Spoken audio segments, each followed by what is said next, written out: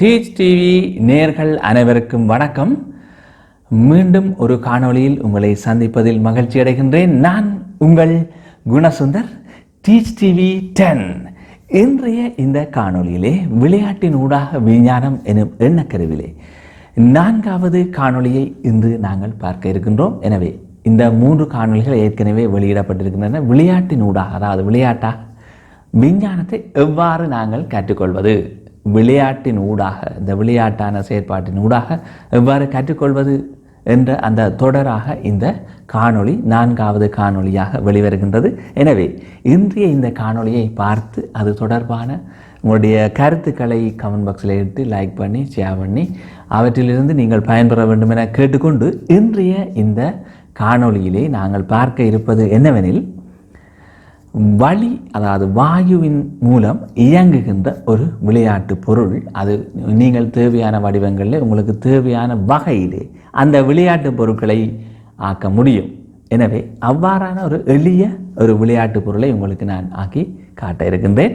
எனவே அந்த தொகுதிக்கு தேவையான பொருட்கள் என்ன என்பதை தொடர்ந்து பார்க்கலாம். எனவே அந்த விளையாட்டு பொருளின் ஊடாக நாங்கள் தரம் 10 கற்றுக்கொண்டிருக்கின்ற நியூட்டனின் விதிகளிலே 3வது விதி, விதியினுடைய பிரயோகம் இந்த விளையாட்டு பொருளில் காணப்படுகின்றதா, அந்த பிரயோகத்துக்கு அமைவாக இந்த விளையாட்டு பொருள் தொழிற்படுகின்றதா என்ற விடயத்தையும் அந்த எண்ணக்கருக்களையும் இன்று இந்த விளையாட்டாக விஞ்ஞானத்தின் ஊடாக கற்றுக்கொள்ள இருக்கின்றோம். எனவே வாருங்கள், இப்பொழுது நாங்கள் இந்த செயற்பாட்டினுள்ளே இறங்க முடியும். இந்த விளையாட்டாக விஞ்ஞானத்திலே இந்த பொருளை தயாரிக்க இருக்கின்றோம்.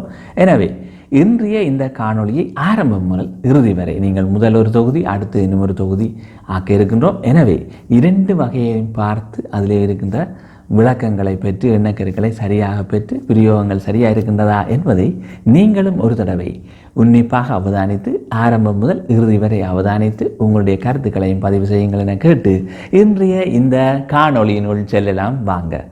எனவே இந்த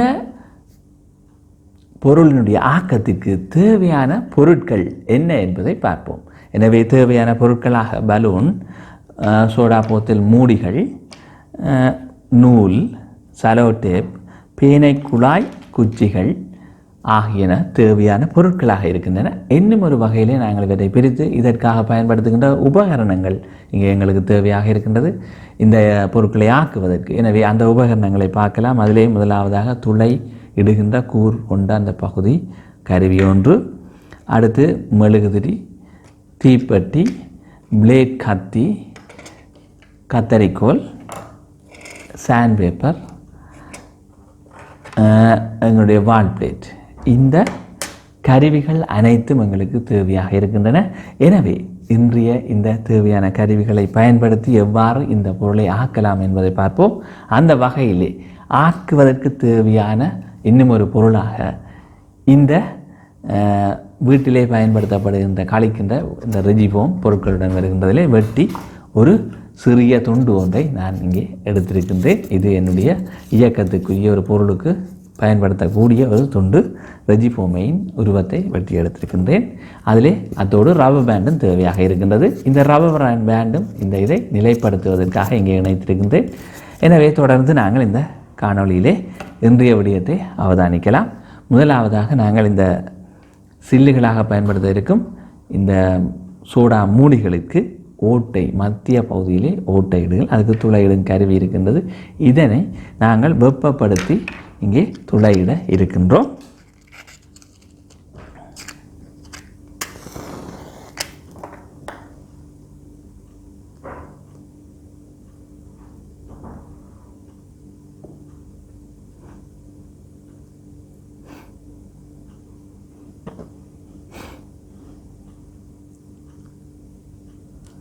ரைட். அப்போ நாங்கள் இப்பொழுது இந்த மெழுகுதிரி ஏற்றி விட்டோம். இதிலே நாங்கள் இந்த கூரான பகுதியை கொண்ட துளையிடுவதற்காக, பிளாஸ்டிக் என்பதால் உருகும் என்பதால் நாங்கள் இந்த இடத்திலே துளையிடுவதற்காக இதனை வெப்பமேற்றிய பின்னர், இந்த உலோகத்தை கூரை வெப்பமேற்றிய பின்னர் இந்த மூடியிலே நாங்கள் துளையிடப் போகின்றோம்.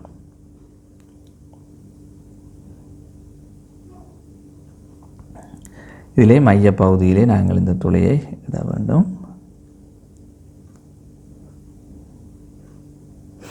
நன்றாக சூடாக்க வேண்டும். அப்பொழுதுதான் உருகி இந்த பிளாஸ்டிக்கின் ஊடாக இந்த கருவி செல்லும்.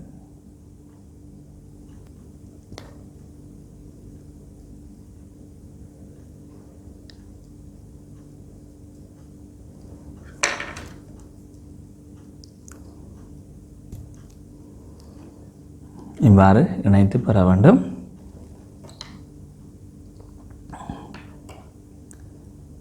இணைத்து இவ்வாறு நாங்கள் வீலை தயாரிக்க முடியும், அச்சையும். எனவே இவ்வாறு அனைத்தையும் துளையிட்டு நாங்கள் தயாரித்து கொள்ள வேண்டும். 2 சோடி தயாரித்து விட்டால் ஓகே. 2 சோடிகள் தயாரித்து நாங்கள் பெற வேண்டும்.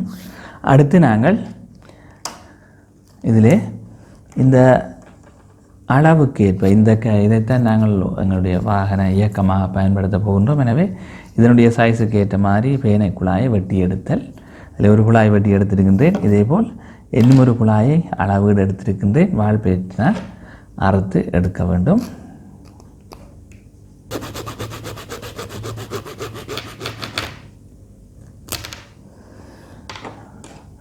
எடுத்த பின்னர் இதனுடைய மேற்பரப்பை நாங்கள் தூய்மையாக்க வேண்டும். ஏனெனில் உராய்வை குறைப்பதற்காக அதை தேவையான அளவிலே இந்த சாண்ட் பேப்பர் மீது வைத்துறிஞ்சி அதில் இருக்கின்ற காணப்படுகின்ற அந்த உராய்வை கூடியதாக காணப்படுகின்ற அந்த துகள்களை அகற்ற வேண்டும். எனவே இப்பொழுது இந்த குழாய்கள் தயாராகிவிட்டன. 2 குழாய்களை வெட்டி எடுத்திருக்கின்றோம். இதற்கு பொருத்தமாக நாங்கள் செய்வதற்கு ரைட். இப்பொழுது நாங்கள் இதிலே இந்த பலூனை ஒரு பேனை குழாயுடன் இணைக்கின்றேன். இவ்வாறு இணைத்து அது இயங்கக்கூடிய நிலைக்கு கொண்டு வருவதற்காக பலூனை இணைக்க வேண்டும். நன்றாக வழி இறுக்கமாக கட்ட வேண்டும்.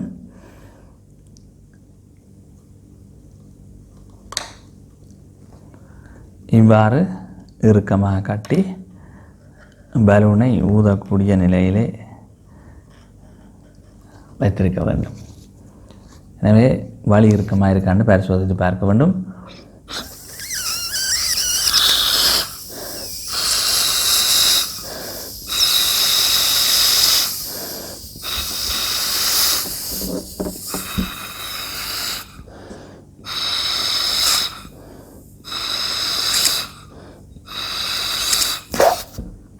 எனவே வழி இறுக்கமாக இருக்கிறது.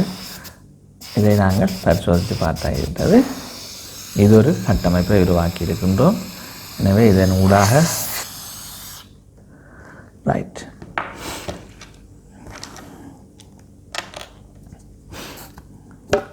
இந்த கட்டமைப்பை நாங்கள் இதிலே எங்களுடைய இயக்கத்துக்காக பயன்படுத்த இருக்கின்ற இதிலே ரப்பர் பேண்டை இட்டு நன்றாக பலமாக இறுக்கமாக இருக்கக்கூடியவாறு 2 ரப்பர் பேண்ட் செட்டை இறுக்கி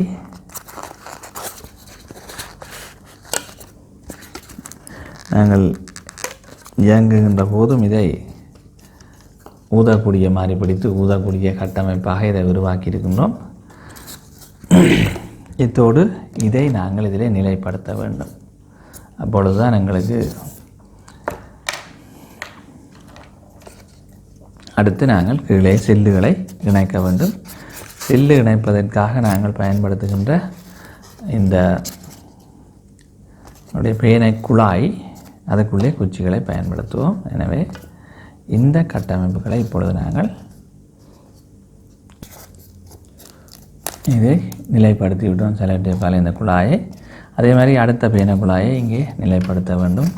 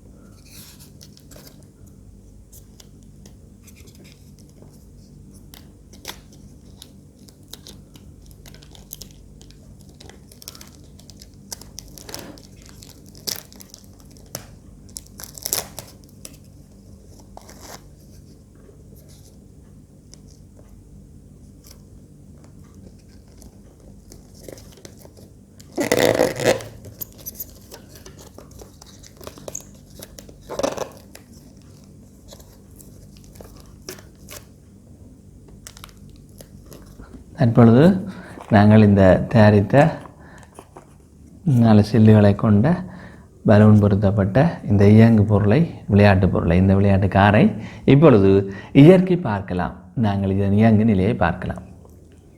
இதிலே ஊதுவதற்காக இதில் வெளி நீட்டமாகவே இந்த பேனை குழாய் பொருத்தப்பட்டிருக்கிறது.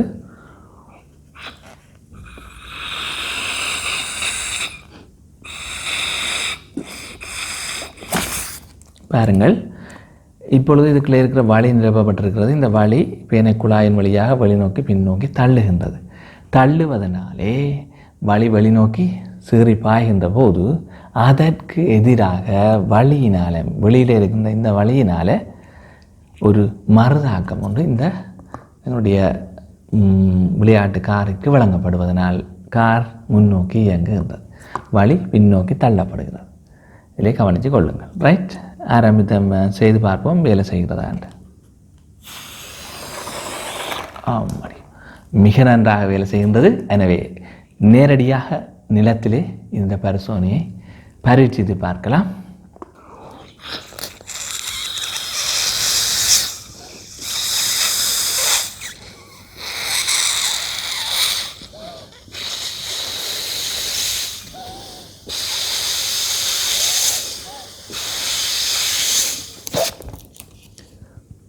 இப்பொழுது தயாராகிவிட்டது. எனவே பரீட்சித்து பார்க்கலாம்.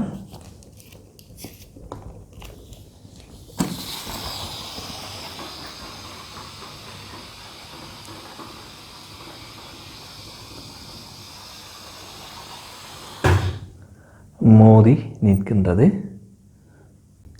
முதலில் தயாரித்த பொருளின் இயக்கத்தை நீங்கள் நன்றாக பார்த்திருப்பீர்கள். எனவே அது நன்றாக இயங்கியது. அதன் மிக எளிமையான தயாரிப்பு. அதை விட இன்னும் ஒரு எளிமையான தயாரிப்பை இப்பொழுது பார்க்கலாம். இது கார்ட்போர்ட் அட்டைகள், அதேபோல் பேனை குழாய், பலூன், சில்லுகள், அதனுடைய பேனை குழாய், பேனை குச்சிகள், செலோ டேப், கத்தரிக்கோல், ரப்பர் பேண்ட் ஆகியவற்றுடன் மீண்டும் இன்னும் ஒரு கட்டமைப்பு. மட்டைகள், அதாவது 2 அளவான கார்ட்போர்ட் அட்டைகள் வெட்டி எடுக்க வேண்டும். அதனை நாங்கள் செலோ டேப்பினாலே நிலைப்படுத்தி நன்றாக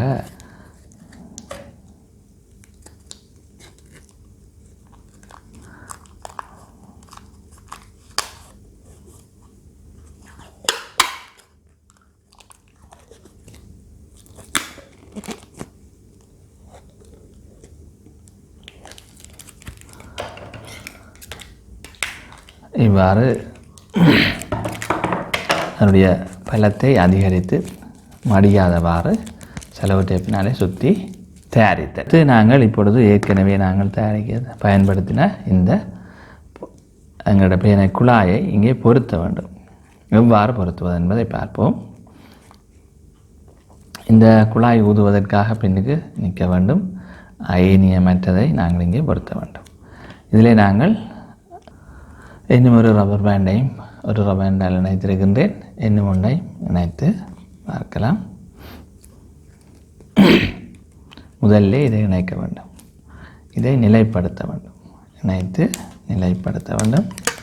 நிலைப்படுத்துகின்ற போது அது நேராக அமைந்திருத்தல் முக்கியமானது. அது மாற்றமடைகின்ற போது இதனால் வழங்கப்படுகின்ற மறுதாக்கம் இது திசை மாறுகின்ற போது வேறு திசைக்கு மாற்றப்படலாம். எனவே சரியாக நேராக அதற்கு அந்த மட்டையோடு அமைய வேண்டும். இதற்கு நாங்கள் இந்த பேனை குழாய்களை இப்பொழுது இணைக்கப் போகிறோம். சில்லுகளை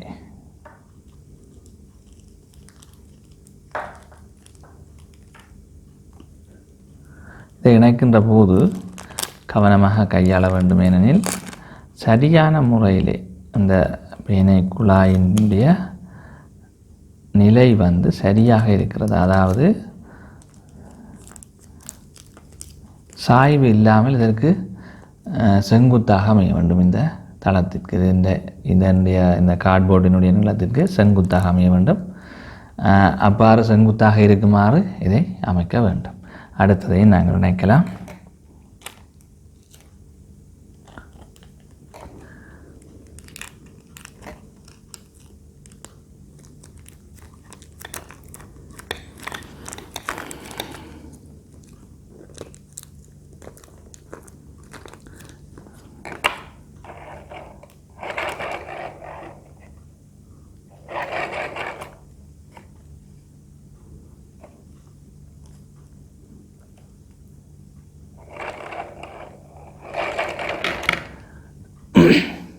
எனவே இப்பொழுது இந்த தயாரித்த பொருளினுடைய இயக்க நிலையை பார்க்கலாம்.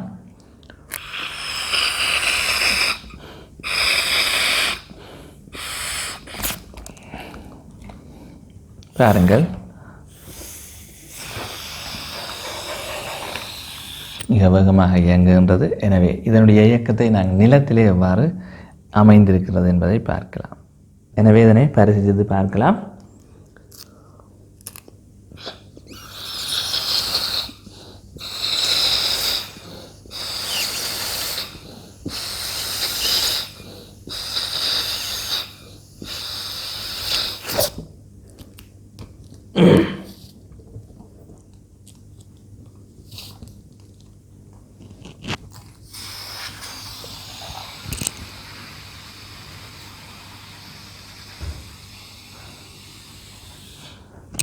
மோதி மீண்டும் மோதி திரும்பி மீண்டும் மோதுகின்றது. எனவே அதனுடைய இயக்கம் தெளிவாக மிக வேகமாகவும் சரியாகவும் நடைபெற்றிருக்கின்றது. ஆகவே இது சமணம் எதிர்மான அந்த மறுதாக்கம், நியூட்டனின் 3ஆம் விதி, எந்த ஒரு தாக்கத்துக்கும் சமணம் எதிர்மான மறுதாக்கம் உண்டு என்ற அந்த விதிக்கு அமைவாக இந்த பொருள் இயங்குகின்றது. எனவே இன்றைய இந்த விதி, அந்த விதியினுடைய எண்ணக்கரு சரியாக பிரயோகிக்கப்பட்டிருக்கிறது. விளையாட்டுப் பொருட்களை ஆக்கியிருக்கின்றோம், 2 விளையாட்டுப் பொருட்கள். எனவே இன்றைய இந்த காணொளி உங்கள் அனைவருக்கும் நன்றாக பிடித்திருக்கும் என நம்புகின்றேன். அத்தோடு இந்த காணொளிகளை மறக்காது ஏனையவர்களுக்கும் பகிருங்கள். உங்களுடைய கருத்துக்களை பதிவிடுங்கள். மேலும் என்ன வகையான உங்களுக்கு தேவையான காணொளிகள் தேவை என்பதனையும் பதிவிடுங்கள். அதற்கு ஏற்ற வகையிலே நாங்கள் காணொளிகளை வெளியிடுவோம். எனவே விளையாட்டாக விஞ்ஞானம் காணொளி 4 இன்று இத்துடன் நிறைவடைகின்றது. எனவே உங்களிடமிருந்து விடைபெறுகின்றேன். நான் உங்கள் குணசுந்தர், டீச் டிவி 10.